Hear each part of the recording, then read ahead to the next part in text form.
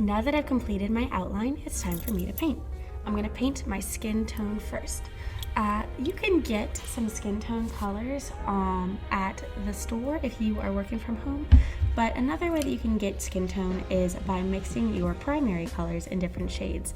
Even if you get a bottle of your skin tone from a store, it is not always going to be exactly like yours. You can see I've got some red in my skin, I've got some blues, some yellows. So what you can do is you can take your primary colors and mix till you get your skin tone.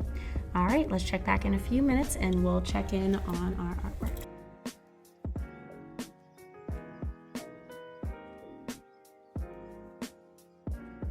After I'm done painting my skin, I'm gonna wanna go over some parts with water. The parts that are closer to the viewer, like my nose and my cheeks, I'm actually going to just want to go over with water to lighten them up.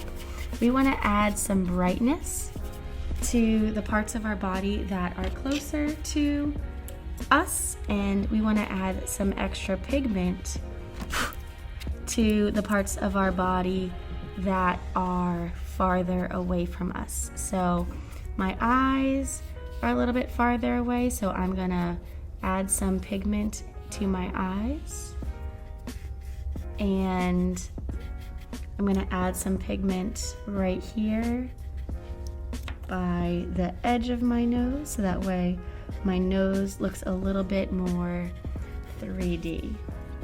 I'm gonna add some pigment underneath my nose as well, and at the bottom of my cheeks.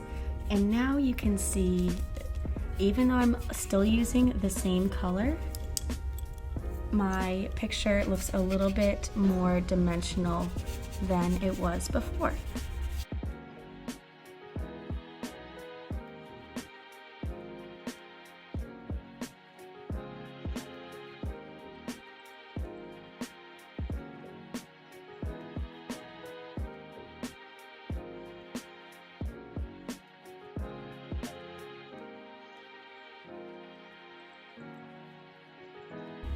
All right, whenever we're doing the fine details, like things like eyelashes and eyebrows, we want to make sure that our brush is extremely dry, because when we have a wet brush, our paint kind of smears a little bit. It adds that watercolor look. And when we have a drier brush, it helps our brush be a little bit more exact. And if we don't like the way something comes out on our painting, all we need to do is add a little bit of water and we can change it up. All right, when I go to do the pupils for my eyelid, I'm actually gonna use the back of my paintbrush, and this is gonna give me a more exact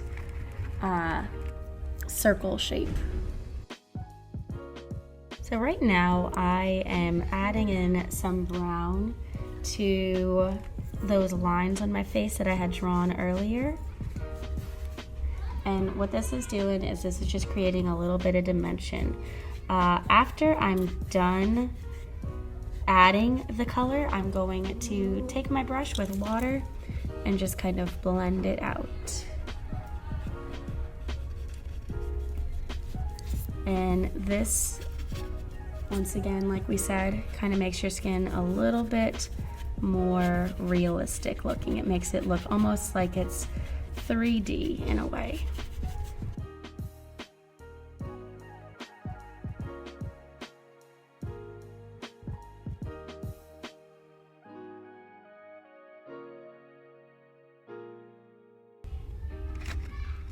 All right, now I have my completed self-portrait, and I am pretty proud of it.